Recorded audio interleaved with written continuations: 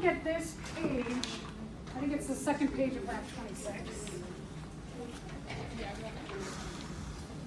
Page 45 at the top.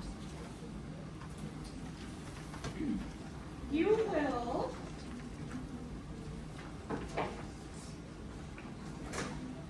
be looking at a lot of different organisms in lab.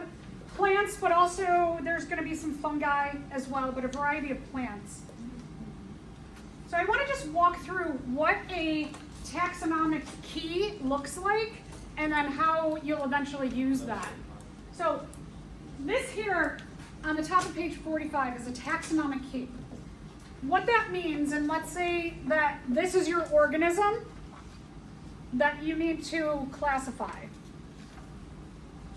What we do is we start with the number 1, and then we go to number 2, and then we go to number 3. We might stop at some point. You start with the number 1. There's 2 choices. There's A and B.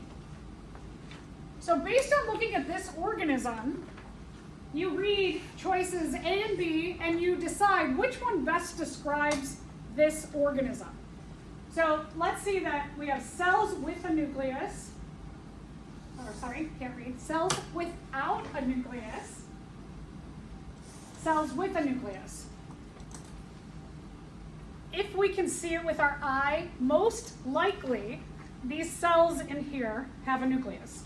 So I'm going to go with the better choice between no nucleus cells or with nucleus cells. I'm going to say, I think these, because this is not microscopic, that the cells have a nucleus. Okay, so then I go over. And what I find out is this is in the domain Eukarya. So I know that, but it tells me to go to number 2. So I'm not done with this in regard to this taxonomic key. So then I go, okay, I got 2A and B. I have to see which one best describes this. Cells, single cells, or colonies of similar cells, usually microscopic. Okay, I don't know about the colonies or the cells, but this is not microscopic. So that doesn't sound very good. Multicelled organism. Tissues are layers of cells. Yeah, it's thick, so it's got to have layers of cells. Usually macroscopic. Macroscopic means I could see it with my eyeballs. So I'm like, that sounds good, right? Does everybody agree? 2B sounds the best? All right, that tells me, well, I got to go to 3. 3, I'm going to read all A, B, and C. Green on some part. No, it's brown, right? Brownish beige. We'll just read the rest. Contains chlorophyll, not green. Non-mobile. It doesn't look like it's going to walk around, but it's not green, so I don't think that sounds good. Brown, tan, or gray. Sounds good. No chlorophyll. Feeds on decaying matter. Well, I don't know what it's feeding on, but that sounds pretty good. Mobile. Doesn't sound good. Eats other organisms. I don't know. That doesn't look like it's eating anything. So I think the best one is kingdom fungi. So that's why you approach a taxonomic key. You just start with 1 choices, go to the end, see what it wants you to do. If it were a bacteria, I'm done. Domain bacteria, if it was something microscopic, I stop. I don't have to do anything else. Okay, so that's just a little bit about that. Now, let's go back to notes.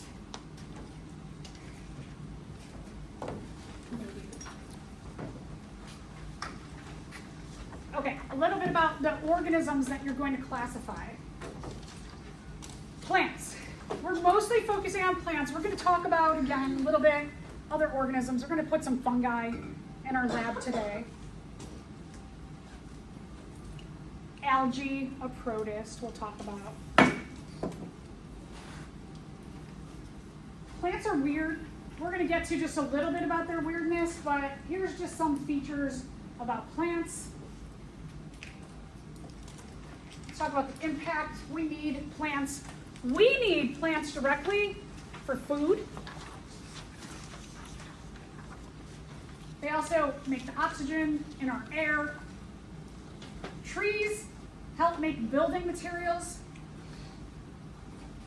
Ancient plants make things like coal. Coal comes from ancient plants. So we've got a lot of reasons that we need plants, but big one for us, photosynthesis to give us oxygen and our food sources. They also help maintain the atmosphere, take carbon dioxide out, put oxygen in. They are one of the major groups that could reduce climate change if we weren't cutting them all down, right? So we know plants are important for us, for our food, and our oxygen to fuel our metabolism, but also they're one of the big groups that can take carbon dioxide out of the atmosphere and help us to fight climate change. Plants also have roots, which build soil, and you might be like, okay, that's great, whatever. The roots will stabilize soil. Having a lot of plants around will prevent things like mudslides from happening, erosion from happening, because they stabilize the land. And so the more plants that you have will help stabilize. Another example are mangroves. They're a plant that have really crazy like roots like this, and they help stabilize the land on the edges of islands and the edges of places that are by the ocean. A lot of times what happens is that resort will come in by land. The mangroves are on the shoreline, which are important to slow down waves coming and prevent erosion. And they're like, but we want to have a nice beach. So they get rid of the mangroves and they put a whole bunch of sand down, and people are like, yay, sand. And then a storm comes and it wipes away the beach and it ruins their resort. So it's very short-sighted. So where plants are, we need them. We need them to stabilize inland as well as on the edges of land. Plants also, this is very interesting that I've read that with the Amazon, the other day there was a story about how people are getting trapped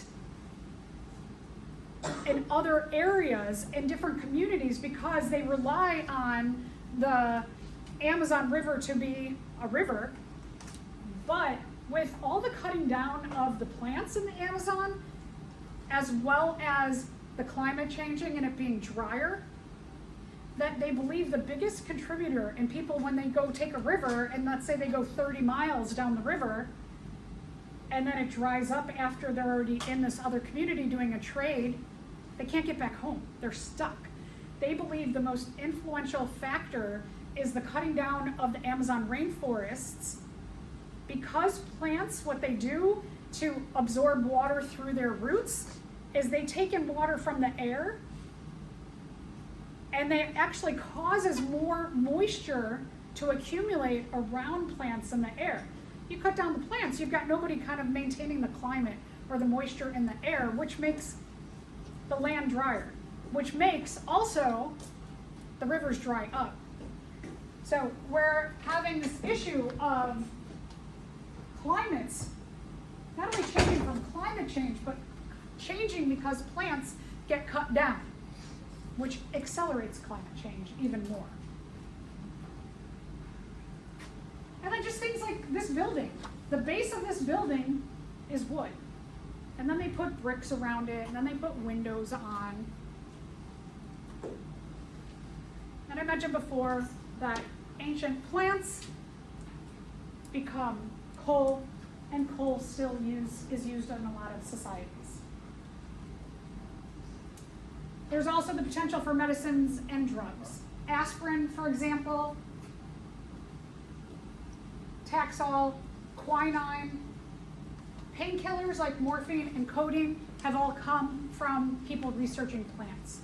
So here's another pharmaceutical application, is that you could study plants and be a pharmacist, try and discover some new drugs. Medicines, I should say. Plants are vascular. What does our vascular system do for us? Transport blood around our body. Good, transports blood around our body. What does blood transport? Oxygen. Oxygen. What else is in our blood, which makes it flow? Water. Water, right. So here's a big thing, is that when we're talking about a vascular system, we have a vascular system, just like Naz described, Plants, they have veins. We call them veins, right? We have veins, arteries in our body. They have veins. They transport important stuff around their bodies too.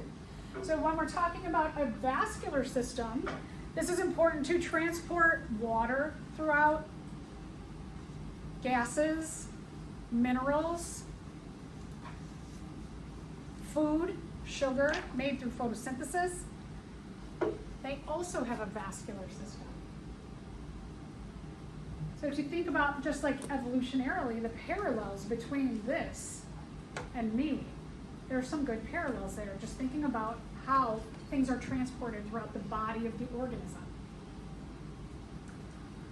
When you see lines on a plant, so like this leaf, it's got a pattern on the back, right? Those are the veins of the plant. It's how things are transported through photosynthesis down through the plant. And water comes up through the roots to the top of the plant, as they use veins just like we do. All right, major groups of plants. This is going to be important for the lab today. So we have non-vascular plants. When we're talking again, vascular, it means no veins. Non-vascular, no veins. So this, for example, this is moss. Moss is a very short plant. It's almost like a little tiny carpet on this piece of wood here. Moss doesn't grow very long. Because it doesn't grow very long, it can get all of its energy, water, nutrient needs directly from what it's growing on. So from the air or from this piece of wood. It doesn't need veins because it has small, tiny little leaves. So here we have teeny, weeny little leaves with no vascular tissue or veins. But when we're talking about bigger plants like these here, they can't get all of their needs directly from what they're growing on or from the air itself. They need to have all of these have veins or vascular tissue. So moss, for example, we call this the bryophyta. The PH makes an F sound.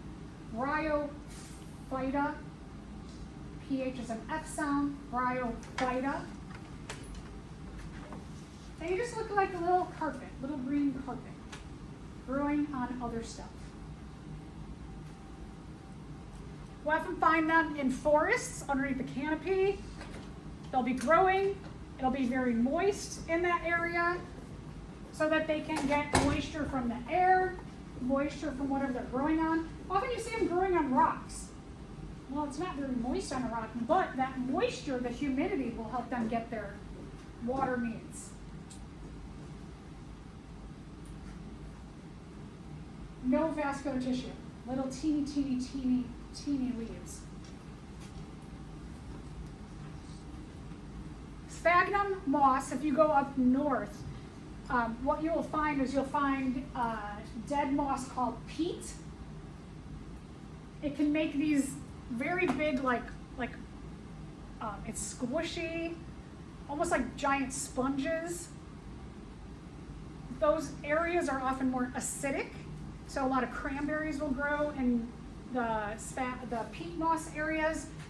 They could use peat as fuel. Some people have figured out how to do that with that condensed moss, the layers and layers and layers of it. The next group are called the pteridophyta. The P is silent. Pteridophyta. These are the ferns. So I've got a fern here.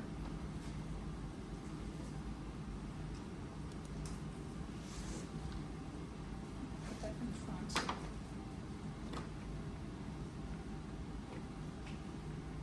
Ferns have like leaves that have leaves. When we look at this this table, if you look at the last page, I'm going to come back to this again. The ferns, it says pinnate leaves. The term pinnate, what it means is that each leaf has leaves.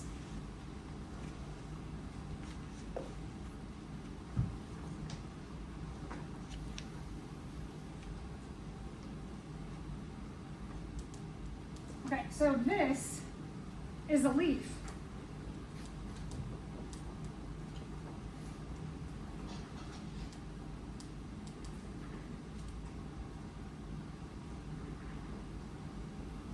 The leaf has more leaves. So when we take a look at this thing right here, this is a leaf. It's a pinnate leaf because the leaf has leaves on them. So it's almost like one leaf has many leaves. The other thing about ferns, so that's when you come across pinnate, it means that a leaf has many leaves. They are vascular. You can see veins. They have a really big main vein, and then each of the mini leaves has a vein as well. So we can see that vascular tissue of those veins there. The way that the leaves grow, and this is so cool, is they call them fiddle heads because it looks like the end of a fiddle. They make these like little curlicues, and then so this is the main leaf, which would be the whole thing. It curls up. And then on the main fiddle head, there's also the little tinier leaves that are coiled as well. So everything kind of like uncoils into a leaf.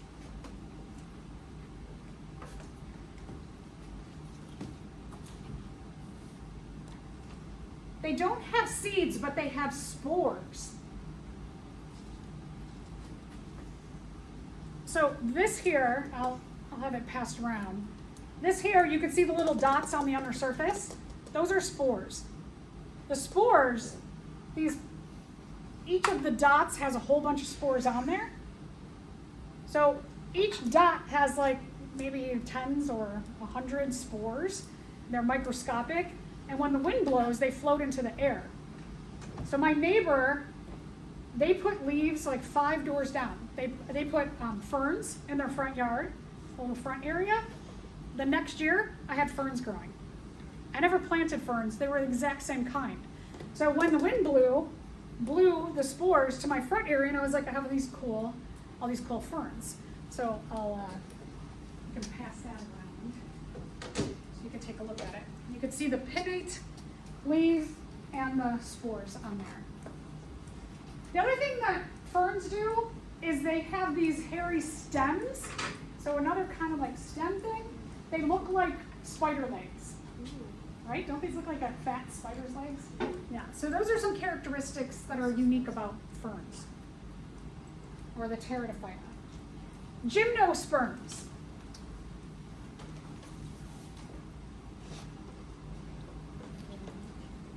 So here's your gymnosperms. These are your evergreen trees. They don't flower. Instead of having flowers, they have cones, but they are still vascular. It's harder to see, and I'll pass these around, but these leaves do have veins on them. They're needle-like. They're like needles. So I'm going to send this one back there. And this one.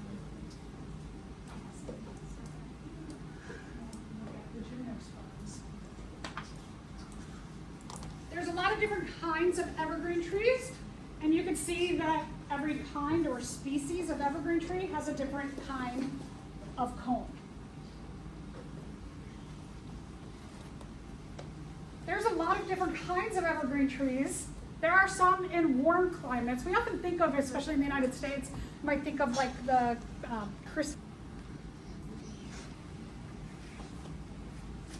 with a monocot.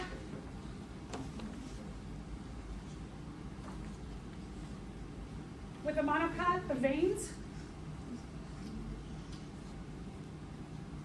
With the monocot, the veins all go in the same direction. They're all going up and down.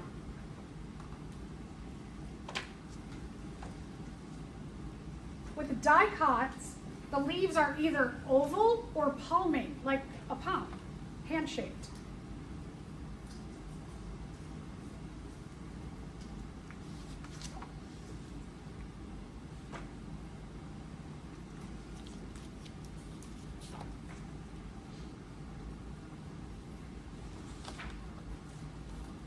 Oval or palmate.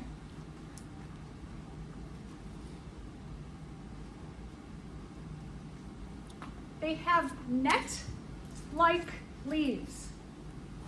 Sorry, net-like veins.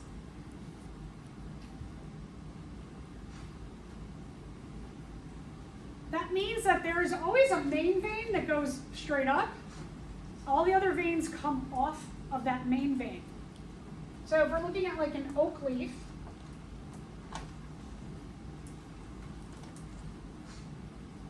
we have a pattern where they come off of a main vein, or if we're looking at our oval leaf,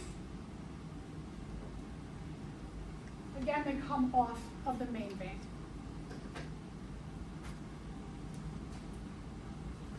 So this peace lily has that pattern. It's an oval leaf and the main vein with all the rest of them coming off.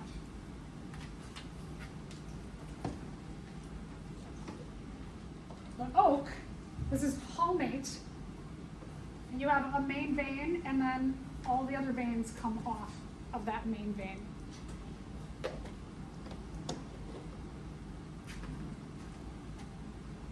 We'll come back to that next time.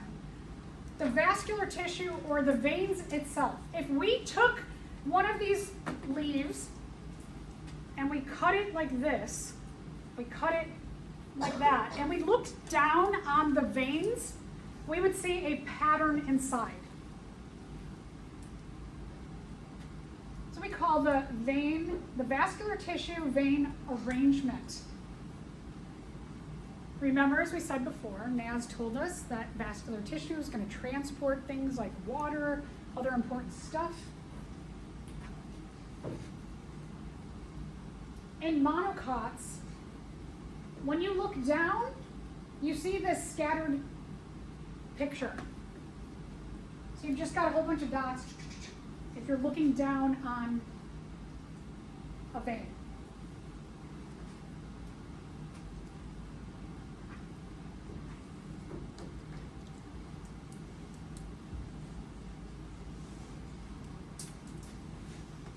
When you look under the microscope, what you're going to see with a monocot is that the vascular bundles almost look like monkey faces.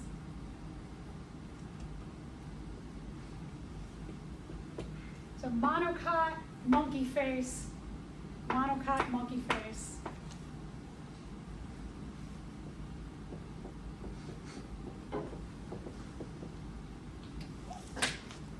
The dicots have this pattern where it looks like a pizza or a pie. They've got that pie or wedge-shaped pattern.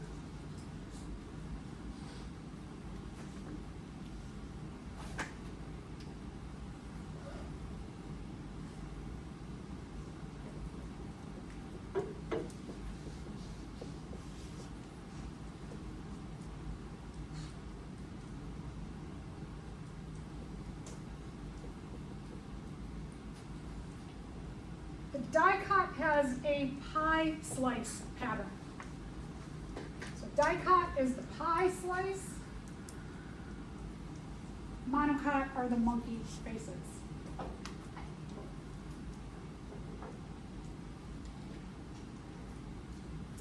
And then we get to the last thing. Let's say everything has died off on our plant, but we do have the roots still. So we can take a look at the roots that they have. The monocots have a fibrous root system, which means it's shallow, close to the surface, and spread out a lot.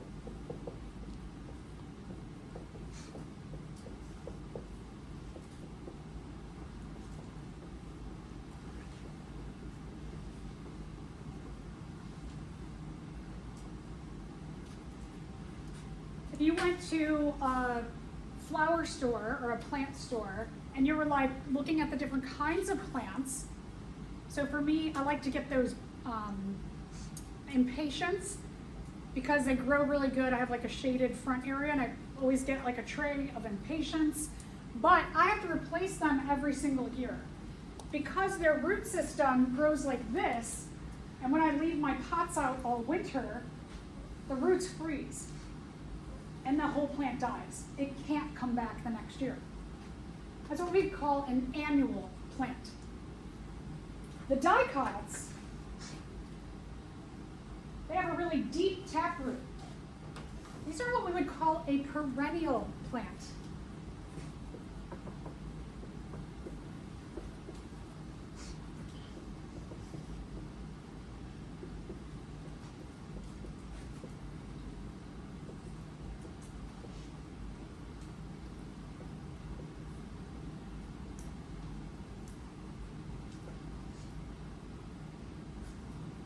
I have a lot of perennial plants in the front part of my yard. I have native prairie plants, sorry. It says perennial, deep roots grow back each year. So the deep roots means the plant can grow back every year. About this much of the surface of the ground might freeze, but all of this allows that plant to come back every single year. So perennials, if you get a perennial plant, like a brown-eyed Susan, for example, plant it the first year, water it well, it will likely come back the next year, as long as you take care of it that first year, because it's going to send these deep roots down. The roots can be fed by groundwater in the winter. It's warmer as you go down in the earth, so they're warm, they get nutrients from the soil, they get water from the groundwater, and when conditions are good in the spring, that plant will come back up. So we call perennials. The last thing I want to mention are the embryo cotyledons. A cotyledon is the first leaf that sprouts from the seed. When a seed germinates, you're going to look at the term germination for Lab 24. Germination means sprouting from a seed, that you get that plant that actually sprouts. When you have a seed of a monocot, you get one leaf that comes out first. With a dicot, your leaves come out in multiples of 2. Mono means one leaf.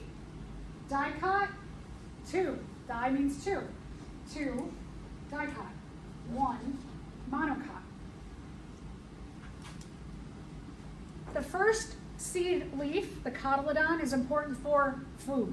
It just gives that leaf some food. And then you'll get this that will create more leaves off of this one, and eventually you start getting your plant growing.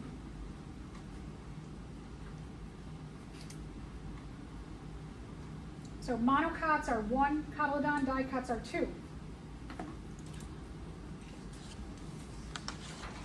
The structure of the seed also tells us whether it's a monocot or a dicot. Monocot seeds, like corn kernels, are from a monocot. I know it's hard to see, but think about corn kernels. Are just each kernel is one piece. I can't split this into 2. The kernel stays as 1. But when I take a look at a dicot, like this bean, for example, so beans, nuts, my bean, I can take this and I can split it into 2 pieces. So any seed that you can split in 2 is a dicot, as well as this seed will grow leaves in multiples of 2. So we've got 2 ways to look at that dicot. And monocot, 1 seed piece, 1 seed leaf. Okay, let's go back to our lab and take a look at page 49.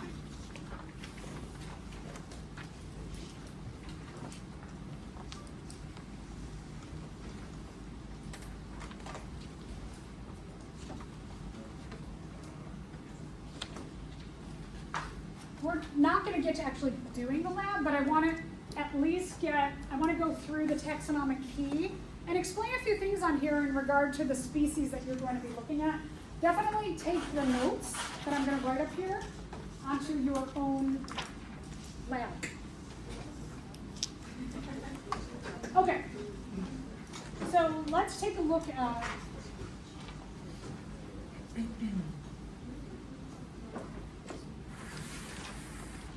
let's take a look at 1A and B. So let's say that, so let's just take a look at chlorophyll. What does chlorophyll mean? If you saw something with chlorophyll, what color would you see? Green. Okay, good. So green.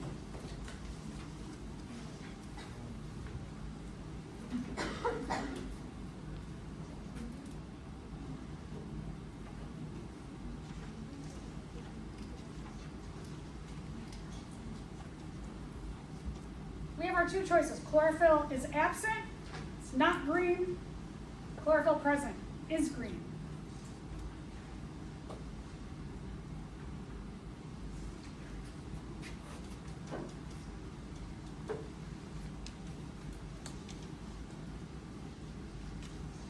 The other things we'll get no true roots.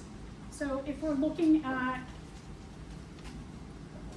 these two species here, I don't see any like stringy things hanging from them, right? So no strings or roots.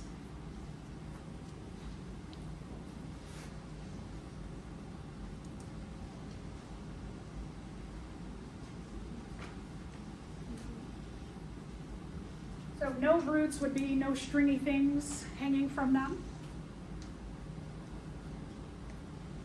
Stems and leaves, we know what those mean, right? Don't have any leaves or stems coming off. This one looks kind of leafy, but again, it's not green. Some of your mushrooms might look like maybe they're leafy, but it's not green, so it doesn't have chlorophyll. Mushroom shaped, well, I don't know, these two, are these your typical what you'd say mushroom shaped? No, right? So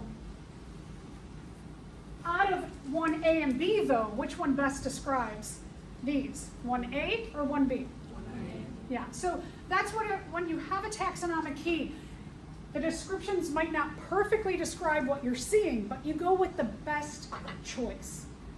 It's a weird system, but that's kind of the way it works, is you choose what's best. So these two, those are kingdom fungi. Now, when we take a look at the bottom part,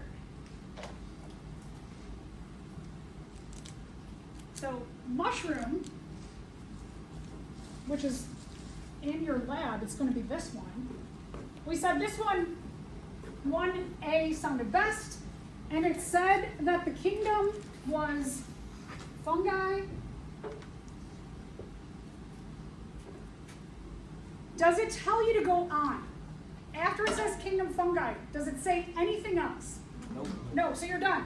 So we do not have to assign a phylum or a class. We're done. Do not feel like in the lab you have to fill in every column down here. You will not. Let's go back up here.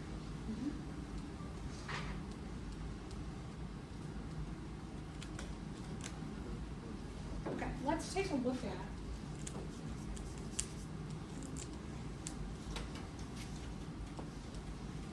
we're going to take a look at these. All right, so this, that. What we know is, and it says for number 2 in your lab, it says grass. Okay, so what we might call grass, like in your lawn, there's a lot of other kinds of grasses, like native grasses. If you look out past the parking lot or all around the campus, there's like things that are out there, like really tall, right? Taller than you and I. And they're going like this. Those are grasses too. So here we've got something, a real grass. Let's take a look and try to identify this based on our chart. All right, so this is dead now. They dyed it green. We're going to assume these were green. Chlorophyll absent or present? Present. Okay, so it tells us to go to 2. Single-celled organisms or colonies of single cells, aquatic, usually microscopic. Let's define some of this.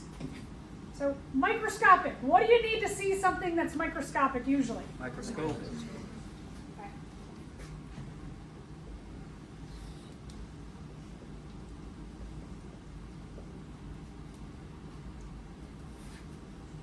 Aquatic, that means that it completely lives in water. So the organism completely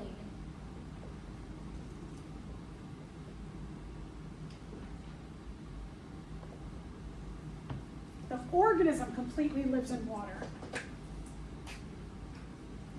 So I've got this moss here, and it's in water, but is the whole organism completely submerged or living in the water? No. This green stuff, is it completely living in water? Yes. Okay, so this is aquatic. Just because there's a lot of water around it doesn't make it aquatic. It has to completely, the organism has to completely live in water. Multicellular organisms. Typically I can see that with my eyeballs.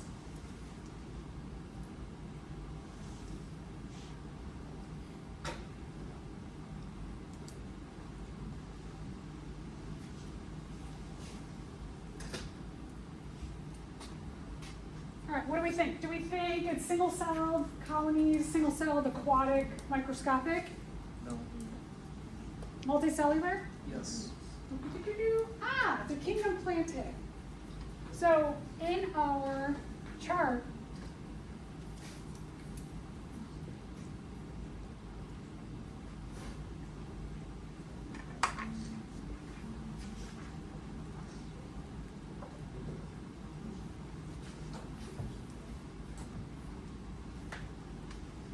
I can put planted for the kingdom for number 2.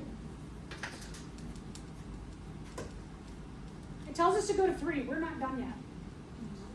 So number 3, what's vascular tissue? What am I going to see? Veins. Veins.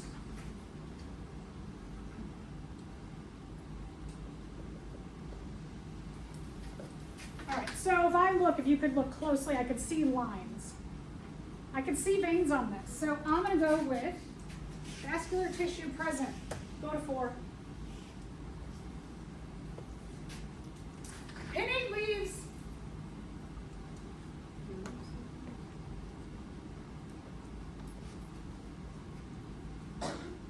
Remember, pinnate means the leaves have many leaves on them. Call them fronds. Do my leaves have many leaves? No. No. Spores on the undersurface. I don't see any dots. So spores are going to be dots on the undersurface. That one doesn't sound very good to me. Needle-like leaves. Well, okay, so some people will be like, these are needle-like.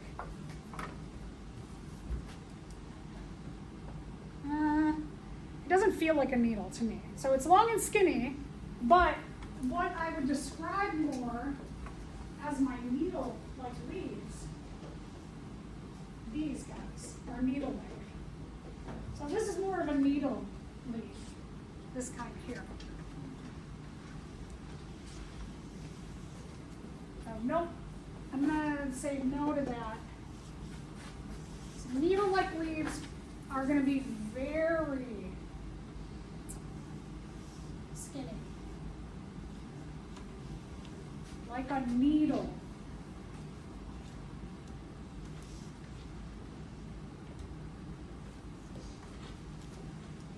Cones. Okay, so for this is the flower. I don't call these cones. I call this thing a cone. like a pine cone.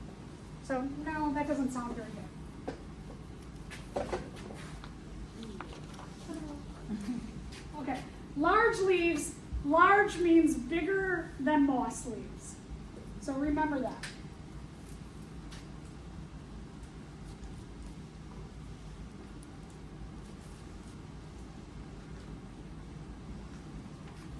Large means bigger than moss. This is bigger than a moss leaf. High surface area, you can see. It's bigger than all of this, just consider bigger than a moss leaf. Seed produced in flowers. One of the things about flowers, let me show you. Flowers, flowers, flowers,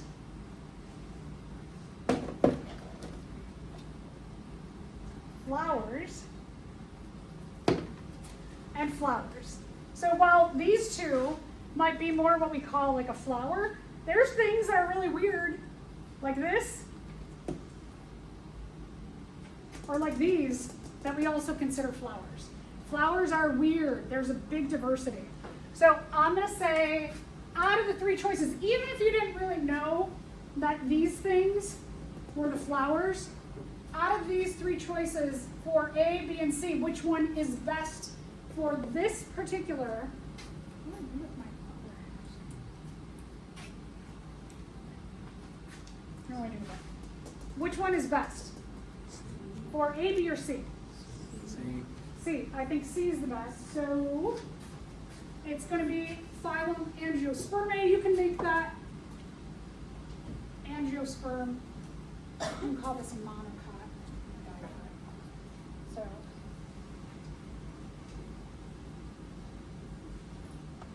all right, our last thing, parallel veined leaves. All the veins run in the same direction.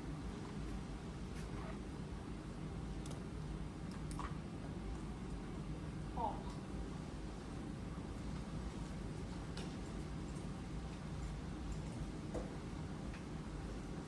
Okay, so parallel vein leaves, all the veins run in the same direction.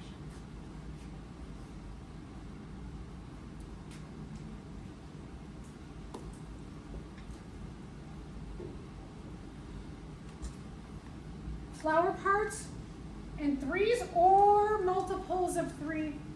Add that in there.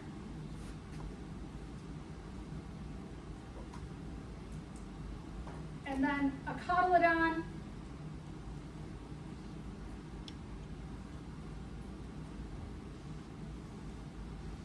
is one seed part or one seed leaf. So cotyledon, one seed part, or if we're looking at the seed, it's got one seed leaf. I don't know, the only thing I can see, these flowers are really small. One thing I can see is I can see all the veins do run in a parallel direction, but let's take a look at the second choice. Net vein leaves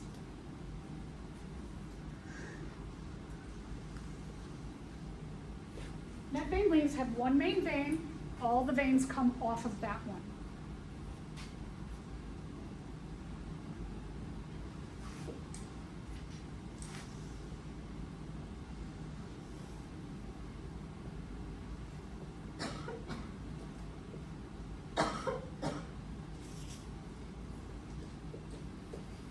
So I wrote one main vein, and rest of the veins radiate off the main vein. So we're talking about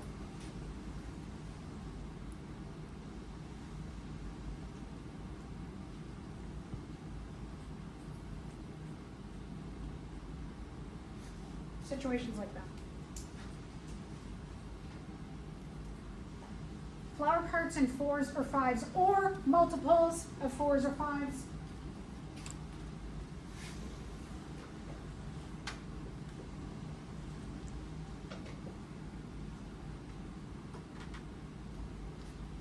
Flower parts in fours or fives, or multiples of fours or fives. seed with 2 cotyledons, so 2 seed parts, or 2 seed leaves.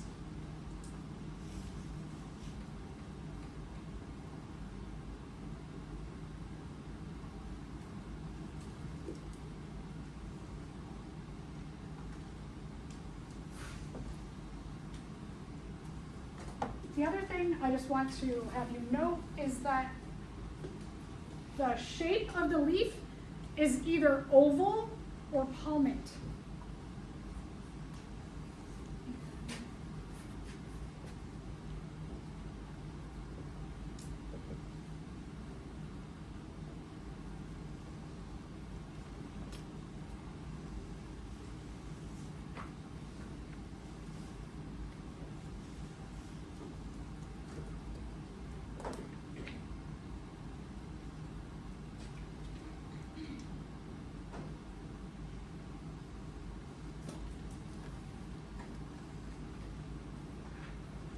Okay, can you see it? Oh my gosh.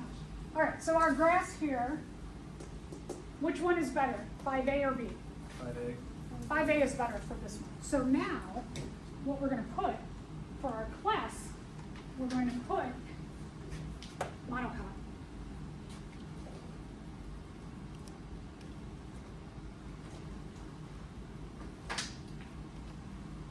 Okay, so we're going to stop there. If you want to take a picture on your way out, I will leave that up.